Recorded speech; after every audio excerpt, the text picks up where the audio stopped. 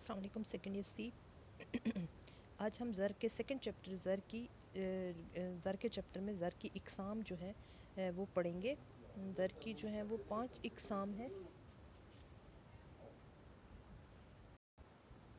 زر کی اقسام میں جو ہے وہ سب سے پہلی جو قسم ہے وہ ہے دھاتی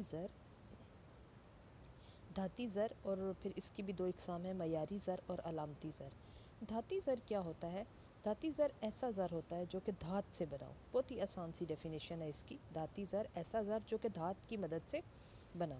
اس سے مراد وہ تمام سکے ہیں جو کہ آپ استعمال کرتے ہیں، جو زیر گردش ہوتے ہیں، ٹھیک ہے، اور حکومت انہیں جو ہے وہ ٹکسال کی معرفت جاری کرتی ہے. اس کی 2 قسمیں ہیں، ایک ہے معیاری زر اور دوسرا ہے علامتی زر. معیاری زر ایسا سٹینڈرڈ منی اسے کہتے ہیں. معیاری زر ایسا زر ہے جس کی ظاہری اور حقیقی قدر و قیمت برابر ہوتی ہے، یعنی اس میں جتنی مالیت کی دھات استعمال کی جاتی ہے اتنی ہی مالیت کا یہ سکہ ہوتا ہے. مثلا انگریزوں کے دور حکومت میں ابتدائی سالوں میں ہندوستان میں جو چاندی کا سکہ ہوتا تھا، چاندی کا جو روپیہ ہوتا تھا، اس میں اتنی ہی مالیت کی چاندی استعمال ہوتی تھی جتنی مالیت کا یہ سکہ ہوتا تھا. اسی طرح عربوں کے اشرفی اور دینار جو ہیں وہ بھی معیاری زر کہلاتے ہیں، کیونکہ ان میں اتنی ہی مالیت کا سونا ہوتا تھا جتنی مالیت کے وہ سکے ہوتے تھے. تو معیاری زر کیا ہے؟ ایسا زر جس کی ظاہری اور حقیقی قدر و قیمت برابر ہوتی ہے. پھر ہے علامتی زر. اس سے مراد ایسا سکہ ہے جس کی ظاہری قدر و قیمت اس کی حقیقی مالیت سے زیادہ ہوتی ہے. مثلا ہمارا موجودہ 1 روپے کا جو سکہ ہے اس کو ہم کہہ سکتے ہیں کہ یہ کیا ہے؟ علامتی زر ہے، کیونکہ وہ بطور زر 1 روپے کا کام دیتا ہے. لیکن جو دھات اس سکے میں استعمال ہوتی ہے اس کی مالیت بمشکل ہو سکتا ہے کہ صرف 5 پیسے ہی ہو، ٹھیک ہے. تو علامتی یا وضعی یا ٹوکن منی بھی اسے کہتے ہیں. ہم جو روپیہ یوز کرتے ہیں، ہم جو سکہ دھاتی سکہ 1 روپے کا، 2 روپے کا، 5 روپے کا یوز کرتے ہیں، اس کو ہم کہتے ہیں کہ یہ کیا ہے؟ علامتی زر ہے. اس کی ظاہری قدر و قیمت اس کی حقیقی قدر و قیمت سے زیادہ ہے. دوسری جو زر کی قسم ہے وہ ہے کاغذی زر. کاغذی زر بہت، جیسے ہم نے دھاتی زر کی ڈیفینیشن پڑھی کہ دھات سے بنا ہوتا ہے، کاغذی زر ایسا زر ہوتا ہے جو کہ کاغذ سے بنا ہو. کاغذی زر سے کیا مراد ہے؟ وہ کرنسی نوٹ ہیں جو کہ کسی ملک کی حکومت یا مرکزی بینک جاری کرتا ہے. یہ کاغذی نوٹ جو ہوتے ہیں انہیں قانونی حیثیت حاصل ہوتی ہے، کوئی بھی شخص انہیں قبول کرنے سے انکار نہیں کر سکتا.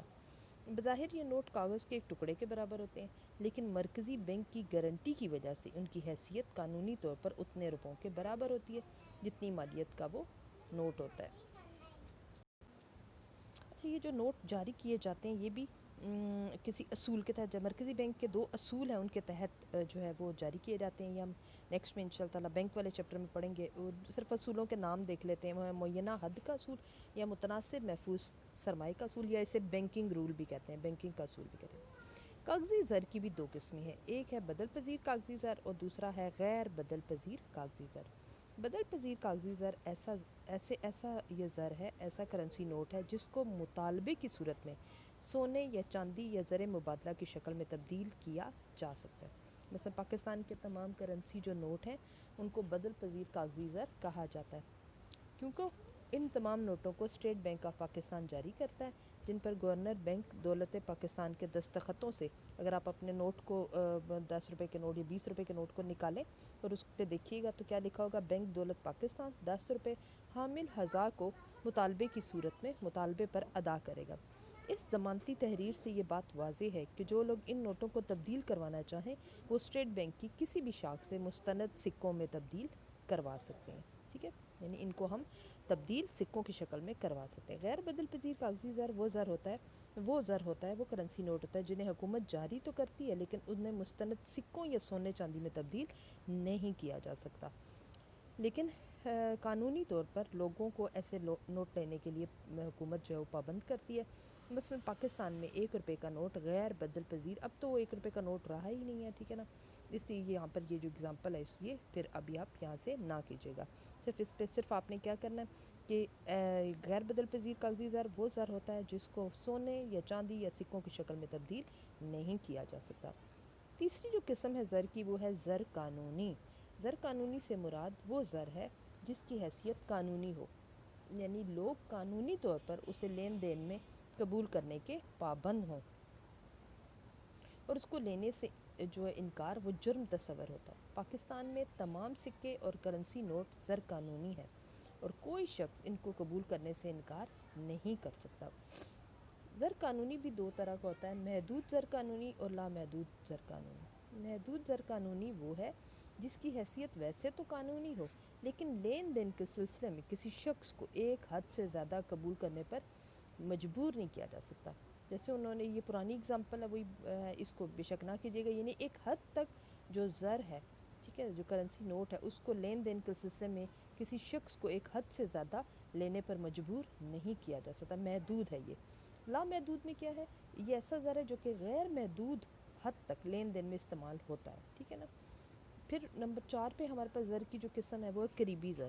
جو اشیاء قریبی زر کے طور پر کام کرتی ہیں وہ حقیقت میں زر نقد کی طرح گردش نہیں کرتی، لیکن انہیں ضرورت پڑنے پر ہم زر نقد میں تبدیل کروا سکتے ہیں۔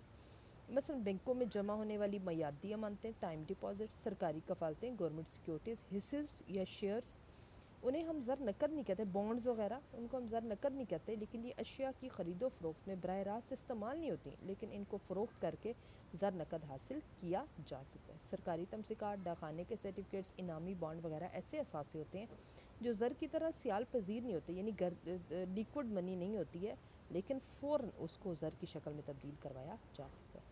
زر کی جو آخری قسم ہے وہ ہے اعتباری زر۔ اس سے مراد ایسا زر ہے جو اعتبار یا بھروسے کی بنیاد پر گردش کرتا ہے۔ اعتباری زر کا اطلاق ایسے لین دین پر ہوتا ہے جس میں نقد ادائیگی کی بجائے مستقبل میں رقم ادا کرنے کا وعدہ کیا جاتا ہے، اور اعتبار کے لیے کیا ہونا چاہیے؟ اچھا کردار، مضبوط ساکھ اور رقم کی واپسی کی استطاعت کو ہونا ضروری۔ عام طور پر اعتبار کی دو صورتیں ہوتی ہیں، ایک ہوتا ہے زبانی وعدہ اور دوسرا ہوتا ہے تحریری وعدہ۔ زبانی وعدے کی صورت میں جو قرض خواہ ہے یعنی قرض دینے والا مقروض پر مکمل اعتماد اور بھروسہ کرتا ہے۔ مثلا آپ کسی شخص سے رقم ادھار لیتے ہیں اور اس کے بدلے میں کوئی تحریر لکھ کر نہیں دیتے اور وقت مقرر کے بعد آپ وہ رقم واپس کر دیتے ہیں۔ زبانی اعتبار عام طور پر دوستوں یا رشتہ داروں میں کیا جاتا ہے۔ تحریری وعدے سے مراد ایسا وعدہ ہے جسے مقروض یعنی جس نے قرض لیا ہوتا ہے وہ قرض خواہ کو ایک تحریر لکھ کر دیتا ہے کہ اس نے فلاں شخص سے اتنے روپے ادھار لیے ہیں یا اتنی مالیت کا مال لیا اور وہ اتنے عرصے کے بعد فلاں عرصے کے بعد اسے ادائیگی کر دے گا۔ اعتباری زر کی تحریری وعدے کی مختلف جو ہے وہ صورتیں ہو سکتی ہیں۔ ایک ٹاپک جو ہے وہ ہے آلات زر اعتبار۔ کون کون سے ایسے زر کے اعتباری زر کے آلات ہیں جو کہ پہلے استعمال ہوتے تھے اور ابھی جو لیٹسٹ یا جدید جو ہیں وہ کون کون سے آلات اعتبار زر ہیں؟ پہلے جو روایتی آلات استعمال ہوتے تھے ان میں سب سے پہلا ہے کتابی حساب۔ یہ اعتبار کی سب سے زیادہ سادہ صورت ہے۔ لوگ عام طور پر محلے کے دکانداروں سے ضروری جو اشیاء ادھار خریدتے ہیں، مہینہ ختم ہونے پر وہ اس کا حساب بے باک کر دیتے ہیں۔ دکاندار اس حساب کو اپنی کاپی میں درج کرتے رہتے ہیں جسے کتابی حساب کہتے ہیں۔ آپ نے دیکھا ہوگا کہ دکاندار کے پاس اکثر ایک رجسٹر ہوتا ہے جس پر وہ لکھ لیتا ہے محلے میں جس شخص نے اس سے سامان لیا اس کا نام لکھ لیتا ہے اور پھر اس کو مہینہ ختم ہونے پر وہ اسے پیمنٹ کر دیتے ہیں۔ سیکنڈ پر جو روایتی آلات ہے وہ ہے پرائمیسی نوٹ۔ یہ پرائمیسی نوٹ یا اسے پرو نوٹ بھی کہتے ہیں، ٹھیک ہے نا۔ یہ اعتبار کی دوسری صورت ہے۔ اس میں کون مقروض یعنی جس نے قرض لیا ہوا ہوتا ہے ادھار دینے والے کو ایک تحریر لکھ کر دیتا ہے کہ اس نے اتنی مالیت کی اشیاء وصول کی ہیں جس کی ادائیگی مقررہ عرصے کے بعد کر دی جائے گی۔ اس تحریر پر ایک رسیدی ٹکٹ بھی لگا دی جاتی ہے۔ ضرورت پڑنے پر قرض خواہ یعنی قرض دینے والا مقروض قرض لینے والے کے خلاف چارہ جوئی یعنی کہ قانوناً چارہ، اگر وہ قرض واپس نہیں کرتا تو قانونی طور پر اس کے خلاف چارہ جوئی بھی کر سکتا ہے۔ پرو نوٹ کی نمونہ تحریر کیا ہے؟ جیسے لکھا ہوا سرگودا 1 جولائی 2020 میں وعدہ کرتا ہوں کہ آج سے 3 ماہ بعد زاہد بشیر یا جس کو بھی وہ چاہے مبلغ 1000 روپے جن کی مالیت کی اشیاء وصول کر لی گئی ہیں ادا کر دوں گا، اور نیچے وہ اپنے دستخط اور ایڈریس لکھ دے گا۔ آلات اعتباری زر کی تیسری جو قسم ہے وہ ہے ہنڈی، ٹھیک ہے، بہت زیادہ امپورٹنٹ، اکثر پیپر میں بھی کوشچن شارٹ کوشچن آنسرز میں بھی آتا تھا۔ ہنڈی کہتے ہیں bill of exchange. Promissory note میں آپ نے دیکھا کہ جو مقروض ہے وہ ادھار دینے والے کو ایک تحریر لکھے گا، لیکن ہنڈی میں الٹ ہے۔ ہنڈی میں جو مال فروخت کرتا ہے وہ خریدار کے نام ایک حکم نامہ لکھتا ہے۔ کہتے ہیں عام طور پر کاروباری لوگ ایک دوسرے کے ساتھ جب لین دین کرتے ہیں تو نقد ادائیگی نہیں کرتے بلکہ مال فروخت کرنے والا خریدار کے نام ایک حکم نامہ لکھتا ہے جس میں مطالبہ ہوتا ہے کہ خاص مدت کے بعد وصول کردہ اشیاء کی مالیت کی رقم ہنڈی کے حامل کو، جس کے پاس ہنڈی ہوگی، اس کو ادا کر دی جائے گی۔ اس پر مال وصول کرنے والے کے دستخط ہوتے ہیں۔ اس ہنڈی کو کسی بھی بینک پر کے پاس لے جا کر اس پر بٹا لگوایا جاتا ہے۔ بٹا لگوانے کا کیا مطلب؟ اسے ڈسکاؤنٹ کروا دیا جاتا ہے، اس کے بدلے بینک سے رقم حاصل کر لی جاتی ہے، ٹھیک ہے۔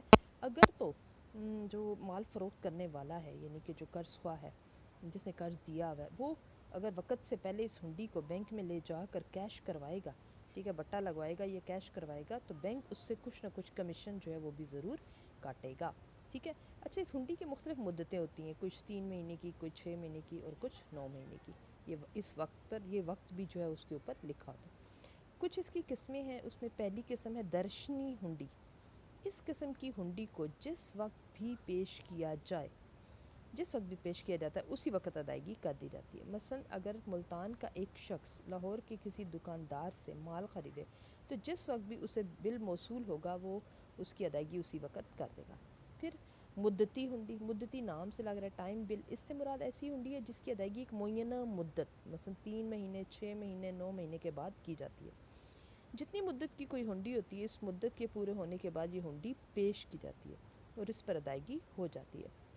جس شخص کے پاس ہنڈی موجود ہو، اگر اسے اس مدت سے پہلے نقد روپے کی ضرورت پڑ جائے تو وہ اسے تجارتی بینک سے جا کر بٹا لگوا کر رقم حاصل کر سکتا ہے۔ پھر ہے غیر ملکی ہنڈی۔ اگر کسی ملک کا تاجر ایک ملک کا تاجر ہے دوسرے ملک کے تاجر کو سامان بیچتا ہے، مال بیچتا ہے اور اس سے ہنڈی لکھوا لے تو یہ غیر ملکی ہنڈی کہلاتی ہے۔ اس قسم کی ہنڈی کی مدت بھی عام طور پر 90 دن یعنی 3 مہینے ہوتی ہے۔ ہنڈی لکھنے والے کو ڈرار کہا جاتا ہے اور جس کے نام ہنڈی لکھی ہوتی ہے اسے ڈرائی کہا جاتا ہے۔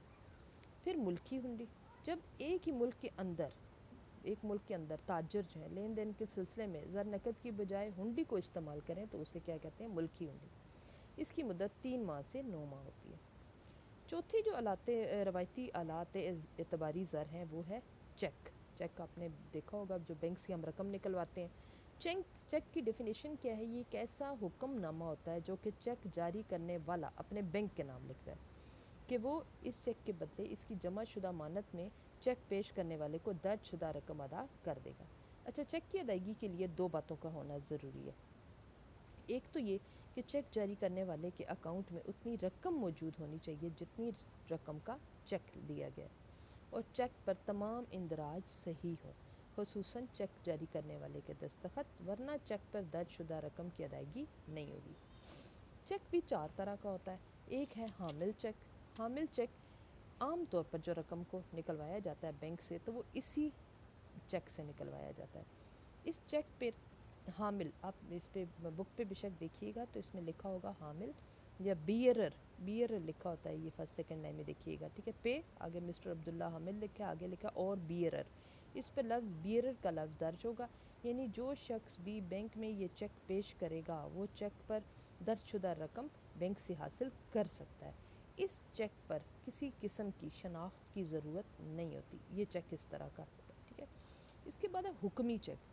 شناختی چیک بھی اسے کہہ سکتے ہیں۔ شناختی چیک کے ذریعے صرف وہی شخص مطلوبہ رقم حاصل کر سکتا ہے جس کے نام چیک لکھا گیا ہے۔ اس کا طریقہ یہ ہے کہ چیک پر درج شدہ بیئرر جہاں پہ لکھا تھا اس لفظ کو کاٹ کر اس کے اوپر کیا لکھا ہوا ہے؟ آرڈر۔ جس شخص کے نام یہ چیک لکھا گیا ہو اسے اپنی شناخت کروانی پڑتی ہے۔ اس کے لیے بینک کا کوئی ملازم یا اکاؤنٹ ہولڈر اس بات کی تصدیق کرتا ہے کہ چیک کی رقم وصول کرنے والا وہی شخص ہے جس کے نام چیک لکھا گیا۔ پھر تیسری جو قسم ہے چیک کی وہ ہے نشان زدہ چیک۔ بہت امپورٹنٹ پیپر کے پوائنٹ آف ویو سے کراس چیک اسے کہتے ہیں۔ یہ ایسا چیک ہے جس پہ درج شدہ جو رقم لکھی ہوئی ہے وہ ادائیگی بینک نہیں کرتا، بلکہ یہ چیک اس شخص کے اکاؤنٹ میں جمع ہو جاتا ہے جس کے نام چیک جاری کیا گیا اور پھر حامل چیک کی مدد سے رقم نکلوائی جاتی ہے۔ اگر آپ کسی بھی حامل چیک کے بائیں، اچھا یہ کیسے لکھا جاتا ہے؟ آپ ایک حامل چیک جو سب سے پہلا والا ہم نے پڑھا وہ لے لیں اور اس کے سائڈ پر کیا کریں؟ کونے پر بائیں طرف 2 لائنیں متوازی کھینچ کر اور اس کے اندر کیا لکھا جاتا ہے؟ سی او لکھا جاتا ہے یا پے اکاؤنٹ اونلی، تو وہ نشان زدہ چیک بن جاتا ہے۔ چوتھے پر سفری چیک۔ سفر کرنے والوں کی سہولت کے لیے بعض بینک جو ہیں وہ کیا کرتے ہیں؟ چیک جاری کرتے ہیں، ٹھیک ہے۔ اس کا طریقہ یہ ہے کہ جو شخص سفر پر جانا چاہے وہ اپنے شہر کے کسی بھی بینک میں مطلوبہ رقم جمع کراتا ہے، بینک اسے چیک دے دیتا ہے جو ہر جگہ قابل قبول ہوتا ہے۔